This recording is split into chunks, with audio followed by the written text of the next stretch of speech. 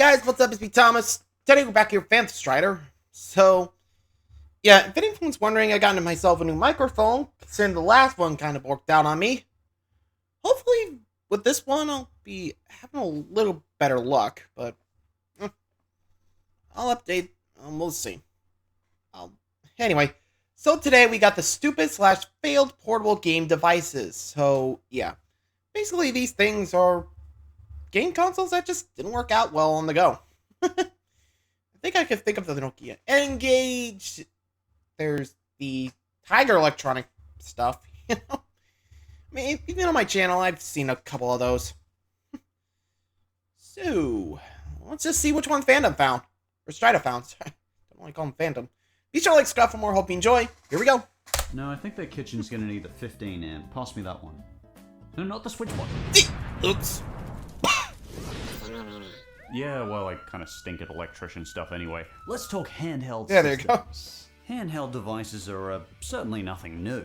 In fact, True. a handheld console is currently winning the console war against the far superior hardware of the PS5 and the current Xbox. True. But over the years, there have been some downright Powerful of a stupid handheld home console. ideas. Some might have Portability of a been handheld. abysmal yet successful, such as the Tiger Electronics. I wish the Tiger had failed, but it was tragically successful. While other You choices can take the weren't price necessarily for that. bad, but flopped anyway.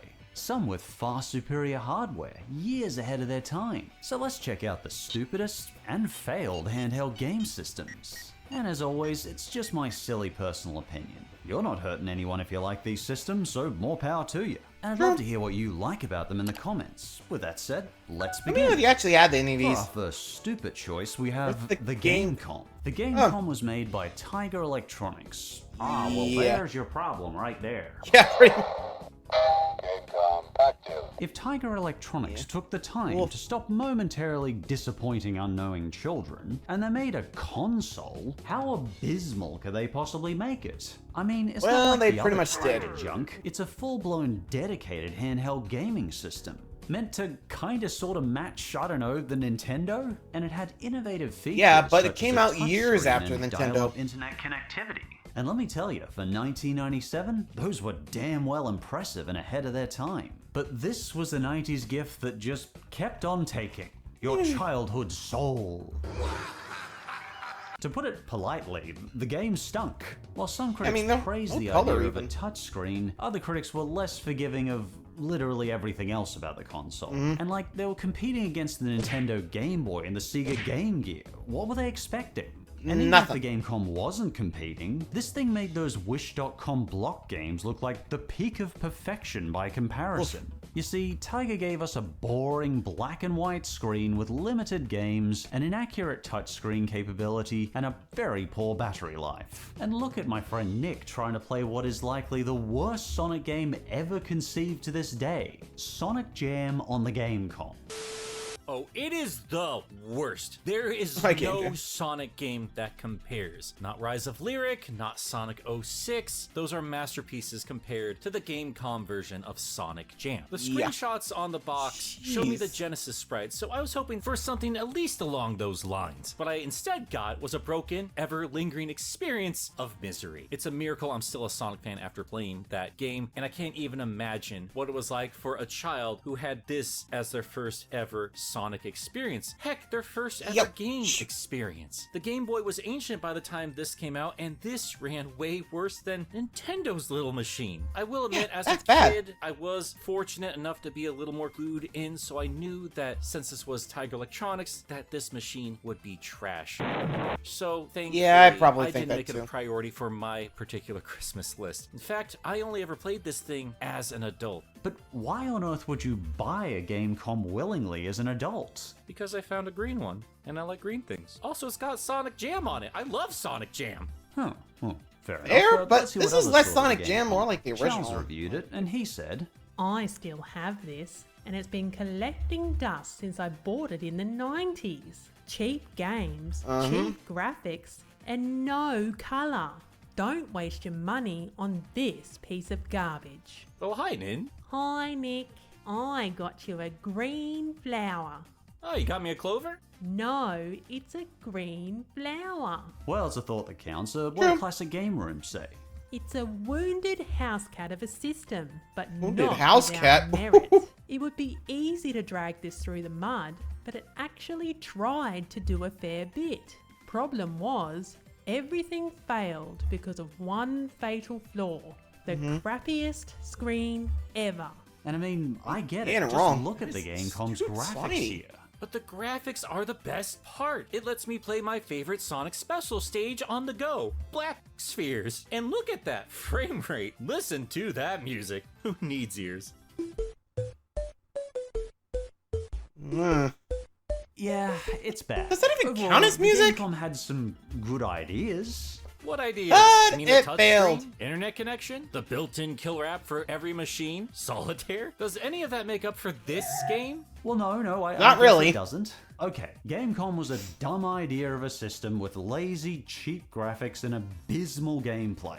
And some add-on peripherals that weren't going to make up for all that. What was the But point? it did serve a good purpose. Punishing How? bad kids? Well, maybe That, yeah. Nintendo years later took notice of the stylus and the touchscreen and used them properly years later in the Nintendo DS. I don't know if the DS took it from there or from Blackberries, but if the Tiger It could be Gamecom both. crawled I don't know. at 3 frames per second so the DS could walk, I guess that is something. It is, if nothing else, a fascinating piece of gaming history. And for our next This one stupid stumbled, choice, so the we have DS can win. Tiger Electronic Games.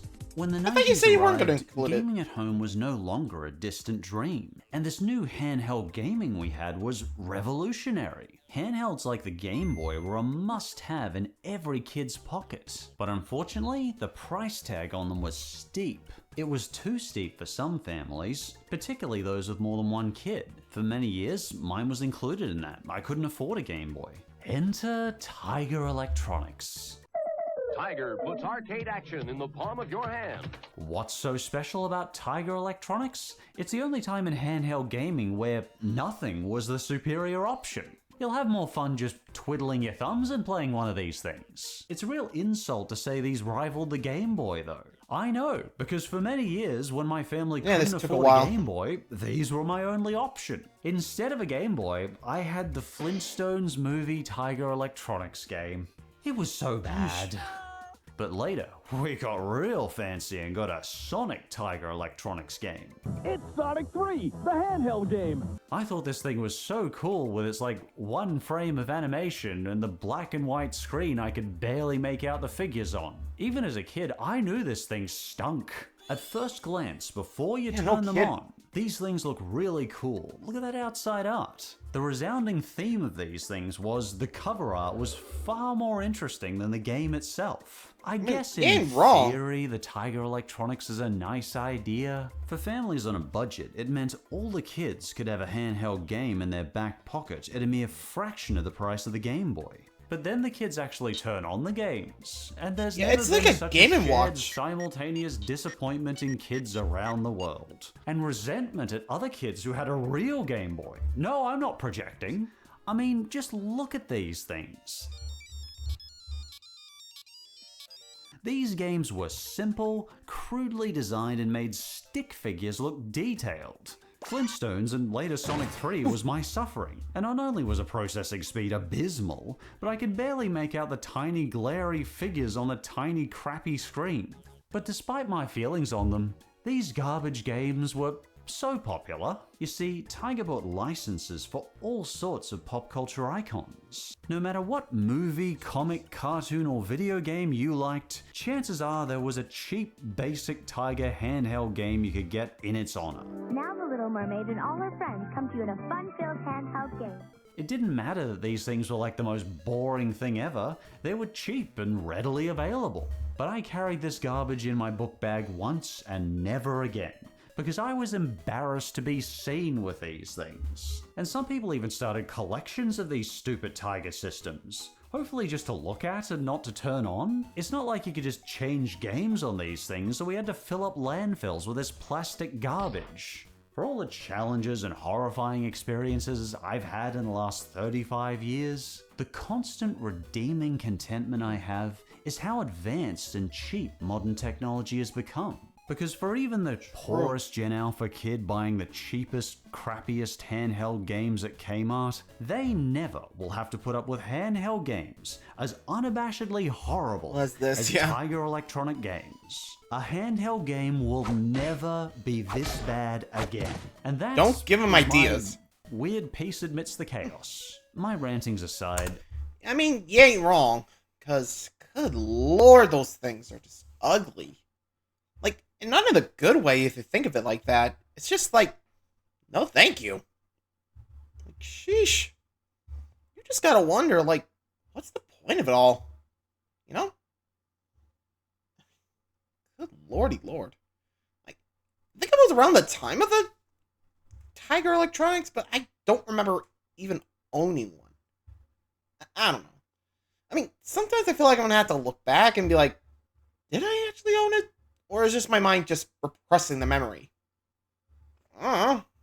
I mean, I could be, but what about you guys? You ever own one? Honestly, I'm like, I don't remember a thing.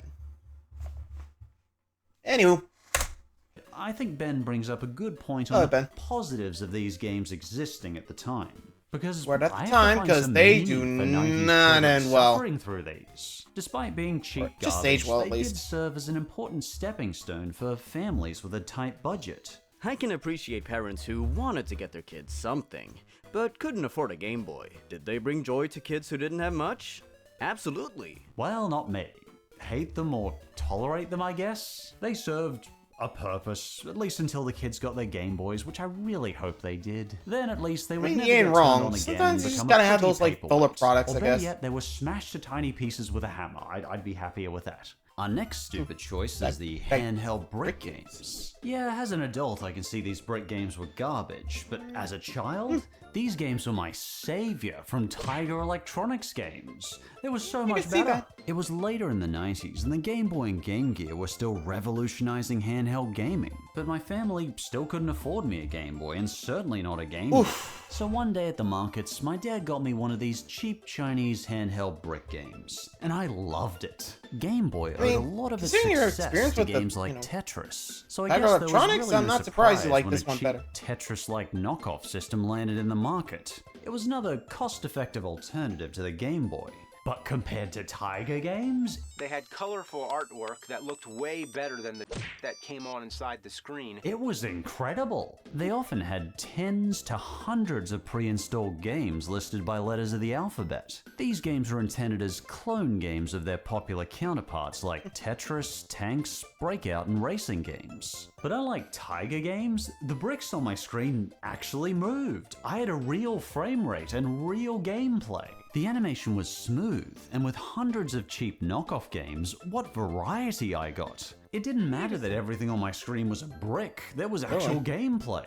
I can say now that these things stink, but when I was 8, I owed many hours of entertainment to Can't these blame 'em, games. like- Many long car trips were much more interesting with my trusty handheld brick game by my side. They still had an LCD screen with no backlighting, so I couldn't play in the dark. But things moved, so I was happy. The buttons on these things were often very cheap, they sticked a lot and were very flimsy. But hey, it was fun. Hey, better and than it still Tiger. only cost $20, so it didn't matter. By the time my first one broke, my dad went to the market and got me an upgraded version with 200 games on it. There are more than 2,000 ways to play. But from a modern perspective, the Rat Guy on YouTube really sums up well how these feel. To control games, you use the plastic buttons on the front, and boy, do they feel cheap. They wobble and rattle if you even lightly shake the thing. Nowadays, the sound on them is also pretty irritating. The monophonic speakers often play annoying music throughout the gameplay, plus the monophonic boot up and sound effects. But at the time, it was music to my ears. These sounded way better than Tiger Electronic games. Yes, they set the bar really, really low. But Yeah. looking back on it I mean, now, considering the the sound brick just game was an reminds me of upgrade for those you, I'm not polyphonic surprised. ringtones.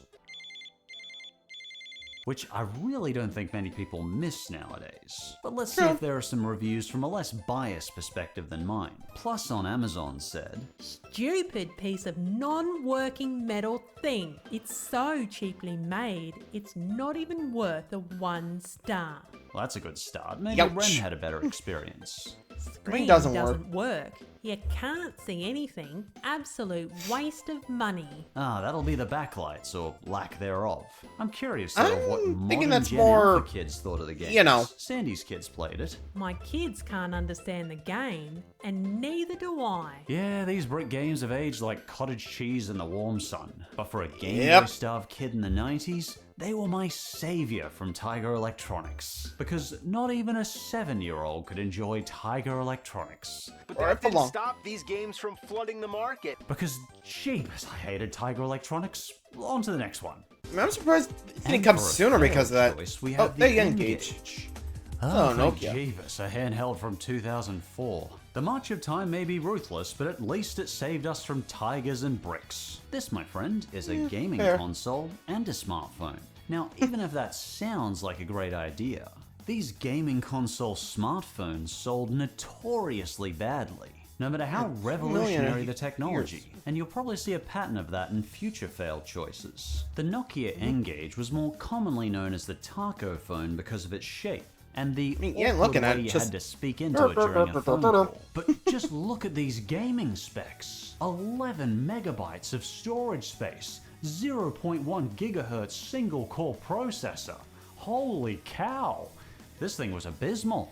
But credit where credit's due, it could plague Tony Hawk's Pro Skater 1 and Sonic N, aka Sonic Advance for the N-Gage. And again, this screen is 1,000 times better than Tiger Electronics. They really set the bar low. And I do like the idea of a smartphone / gaming console hybrid. It eliminated the need for carrying two devices in your pockets and pack. And when I finally ain't got wrong. one, I was most certainly one of those kids who proudly carried his bulky Game Boy with him, as if I was leaving my Pokemon Red version at home. Anyway, Nokia truly believed the N-Gage was set to be a big hit. So what went wrong? Well, firstly, the design of it was seen as quite confusing. In order to combine the two devices, there was a mess of mushy buttons on either side of the screen. The screen itself was in portrait mode, making gameplay cumbersome and difficult. And possibly worst of all, in order to simply change games, you had to dismantle the back cover and the battery pack. To top it off, the price tag on this was set at $299. And in 2004, that was a fair chunk more money than it is now. To put it in perspective, it was priced $100 higher than the Game Boy Advance. Not to mention the games themselves went at $30 a piece. But I'm curious what others thought, and Yeah, I think people I'll just did have stick a to lot the, to say about the Game Boy. N-Gage. Thank you very What did much. San Fran think? Oh, brother, after eagerly awaiting this, it's a tremendous disappointment. It does Oh, boy. several things, but not very well. And the cartridge position is ridiculous. It's like performing surgery just to change a game. 1 star. I mean, What you did ain't Michael wrong. say? More like disengage. It's like a broken Swiss Army knife. Hundreds of different tools that randomly burst open at the worst times. But this poor reputation did not deter Nokia. Credit to them, they were determined to prove this was a great idea. Even when initial sales were poor, they launched a redesign. The game slot was at the bottom instead of behind the battery pack. Good. The earpiece was on the front instead of the side, and it was physically smaller and rounder.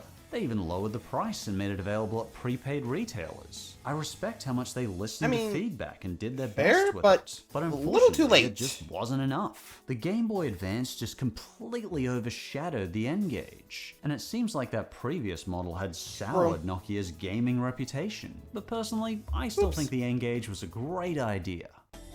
And I mean, I can imagine, like, wanting to try to get into the game space, but you think they would rework the, like, design a bit more. But they were just like, let's just wait and see in the market. You'd think they would product test this kind of thing first, you know? Like, maybe a limited release, just to see? I don't know. I mean, that's what I would do. But still, ouch. I mean, really goes to show you, careful with the hype, because you might just get burned, you know? I mean, hell, we've seen it a bunch of times, you know? Like No Man's Sky in the beginning, the day before, you know the drill. Just wait a few days after release and see if it's worth it after that, you know? People will buy it, tell them how they think, and if it's worth it, go get it. If not, just back out and just not go for it. I mean, heck, I avoided Fallout 76 because of it. Then again, well, you know, I wasn't a Fallout fan at the time, but I do have some Fallout games, by the way. I just got Fallout 4 in New Vegas, so we'll start there. Anywho, moving along. For our next rather stupid choice, the original Tamagotchi. Yeah, this certainly can't be called fail because in the 90s, the Tamagotchi was everywhere. It's not the kind of thing you'd expect kids to scramble for. Cyber pets, or as they're known in Japanese, Tamagotchi. When I was a young 90s kid, so many other kids I knew had one. They carried them all over school, and they pulled them out in the lunch breaks. But like the original Furby, the original Tamagotchi was so stupidly designed. I guess some would call it quote-unquote revolutionary, but it was mostly just an annoying beeping tragedy waiting to happen. Now obviously, the idea of a pet dying is a deeply sad thing. But imagine if that pet died over and over and over again every time you dropped your Tamagotchi. So somebody has to look after it. It's like a pet. If you can't look after it, don't get it. This was one of the many nuisances and frustrations of the original Tamagotchi. But no child has accidentally ever dropped something, so I guess we're perfectly fine. Well, that's sure about that? Silly. My niece and nephew drop stuff all the time. Exactly.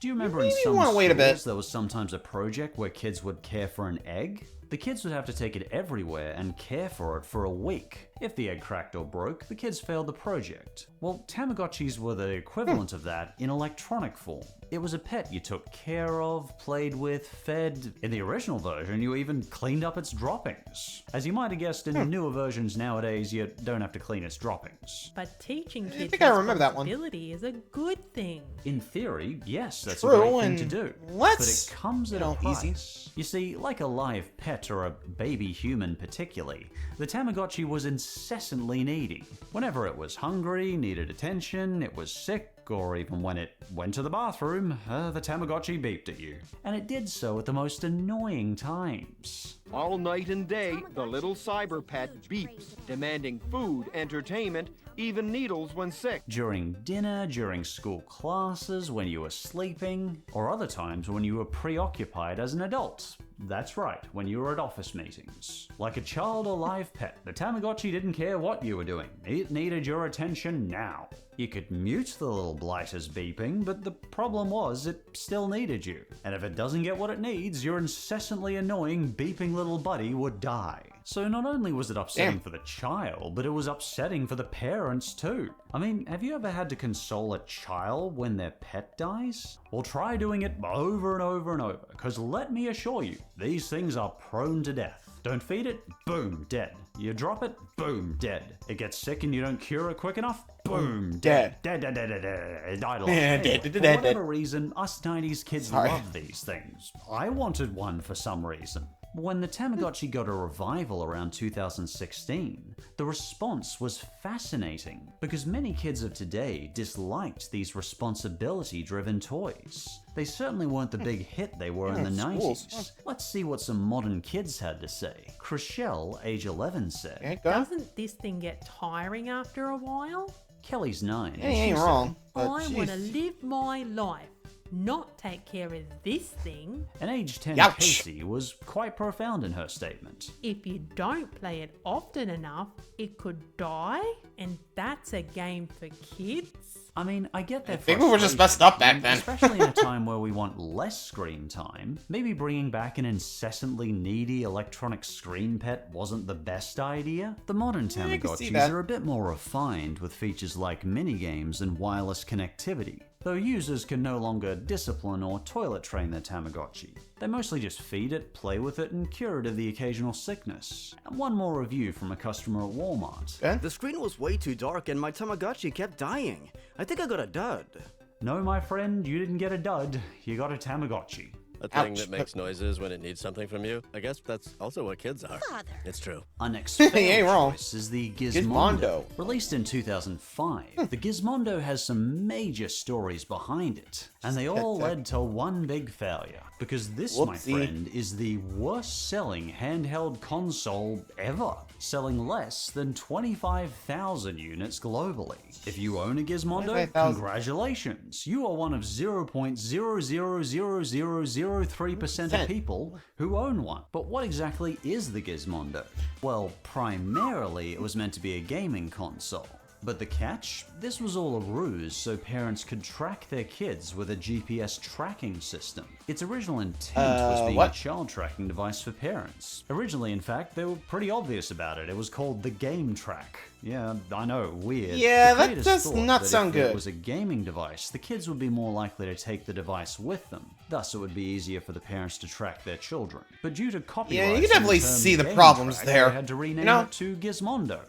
Oh no. Originally, it was promised to have metal casing, but it interfered with the GPS, so they had to change the final design. Anyway, despite the questionable child tracking, the Gizmondo did have some interesting features, like 3D graphics, Bluetooth, and the ability to send texts and email. Plus a 1.3 megapixel camera, which was pretty good back at the time. The device was surprisingly ahead of its time, but at the end of the day, it failed abysmally. There was a multitude of different reasons for this, such as these. 1. It was only available to buy online, or from the Gizmondo shop in London, and some small mall kiosks later. 2.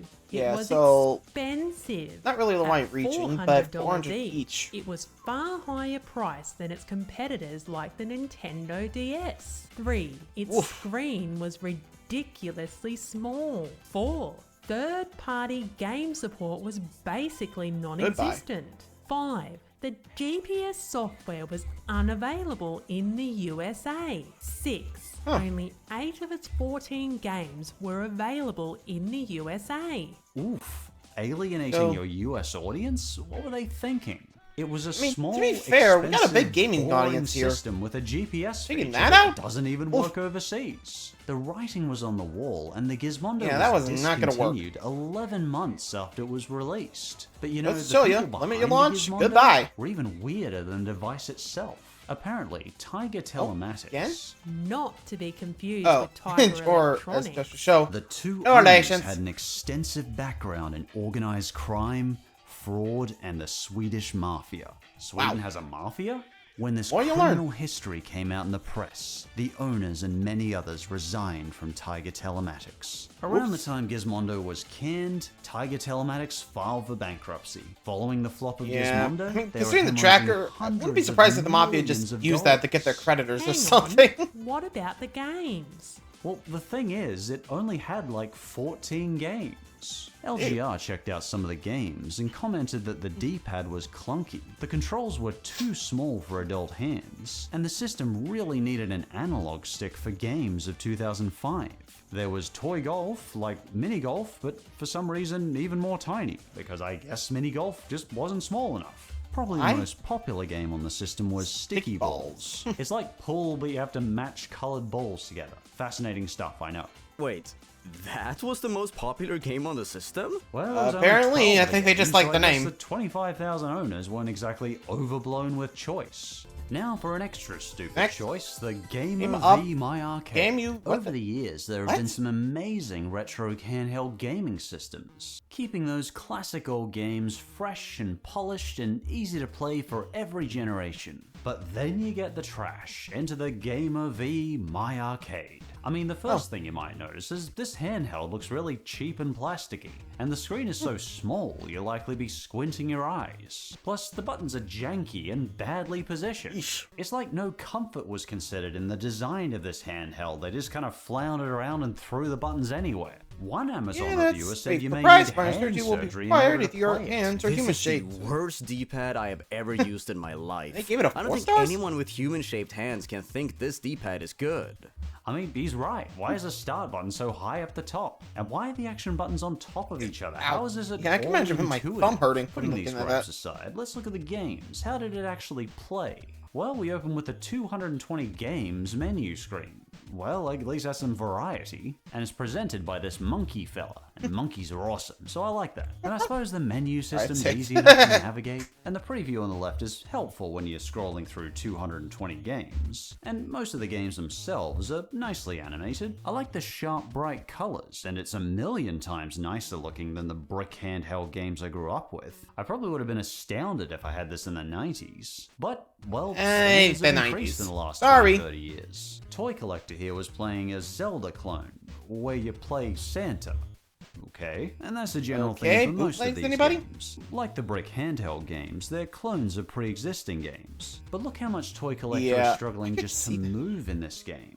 Moving shouldn't be a clunky process in a game. It True. should be seamless and something you don't smooth. even think about. But even in a basic platform game, he's struggling with these controls just to jump. Another big gripe is Yeah, that's none not of good. these 220 games have instructions. I think Mr. Epic summed it up well in his review. This device sucks, and the games are whack. Most games come with no directions and only have one level, despite saying level 1 at the beginning. False Only one level? advertising. Jeez. Not recommended. Apparently the My Arcade was flimsily made too.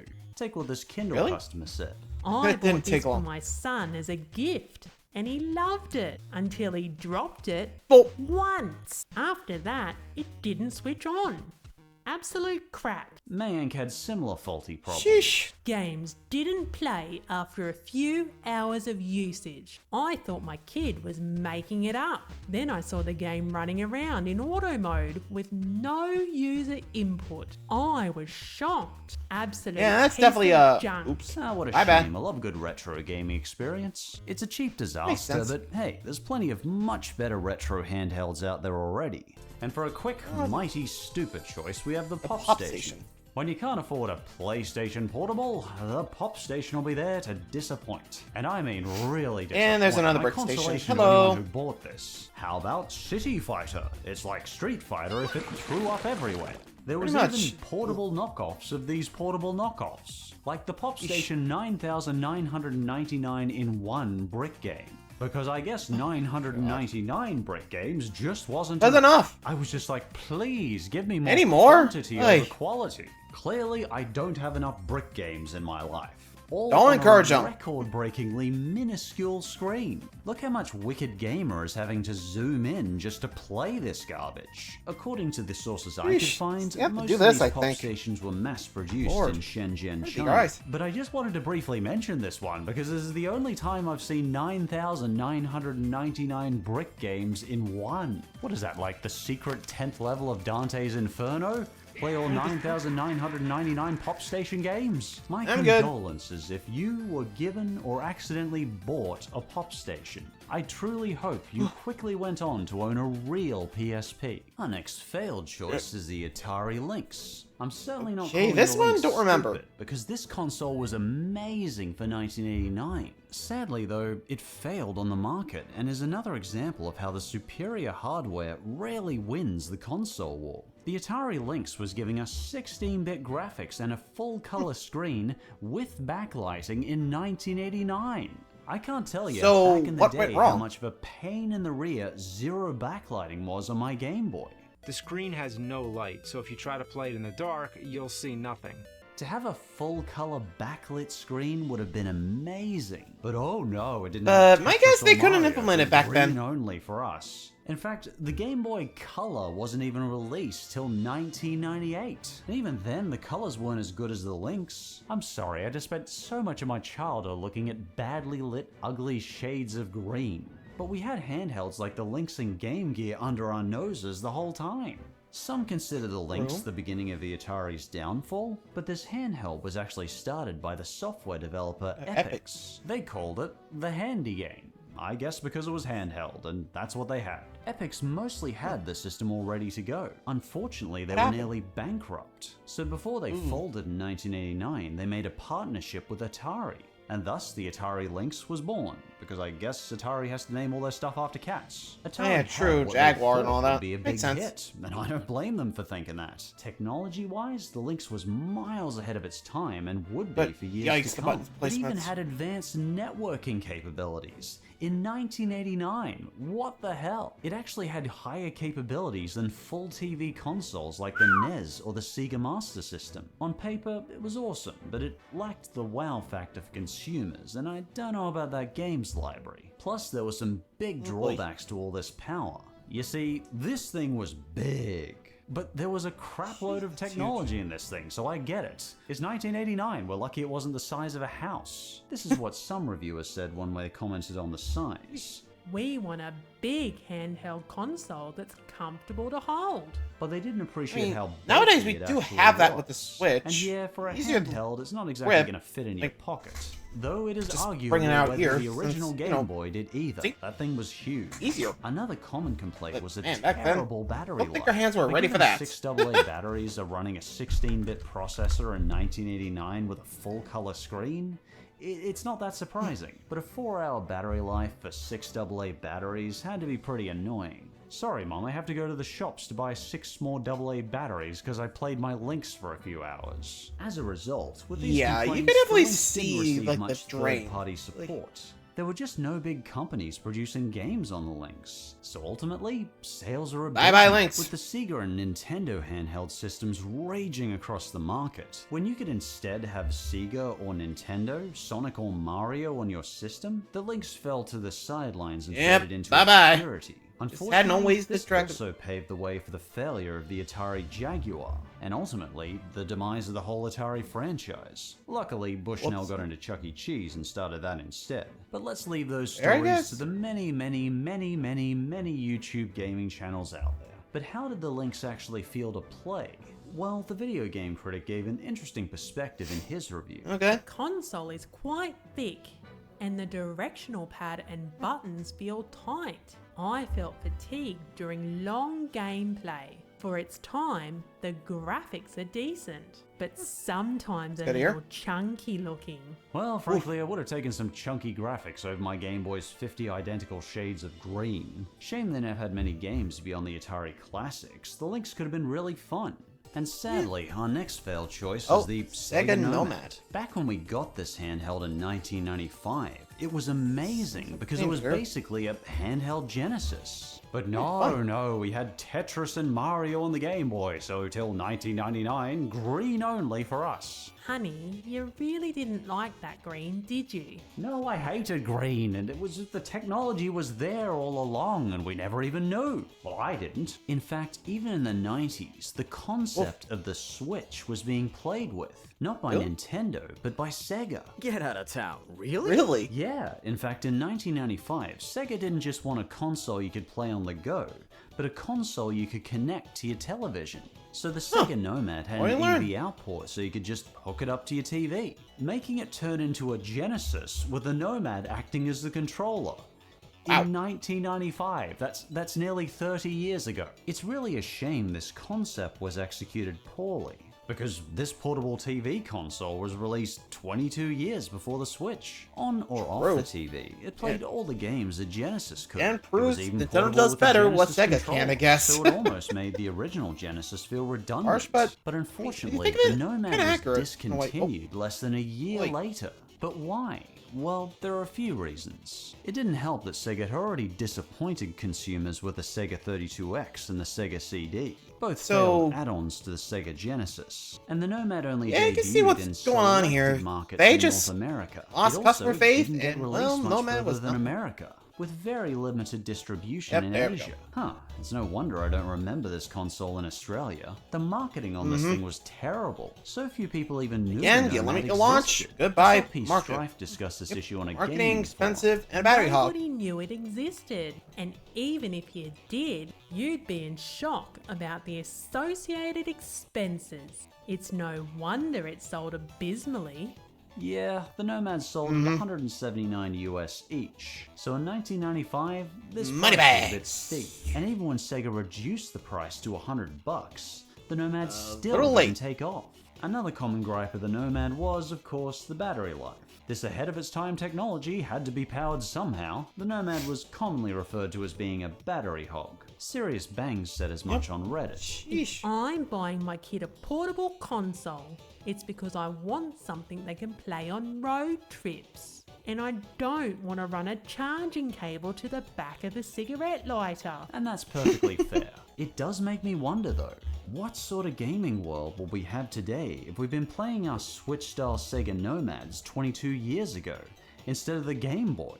A world with less Pokemon and Mario, I suppose. More Sonic though, I'd be cool with that. And thanks for joining me in this journey through portable gaming it's more like devices. gotta If you take have the good any with the thoughts bad on these sometimes. devices, if you have any experiences or memories with them, feel free to leave your thoughts in the comments below. And as always, thanks for watching, and whether I see you next time or not, I'll be back.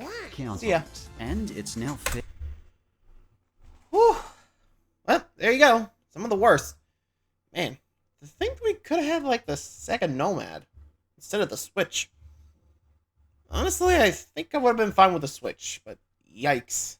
Man, really goes to show like some failures of what could happen if you just limit your release. That apparently a lot of companies just did not follow. Well, anywho, thanks for watching, guys. Hope you enjoyed. See ya.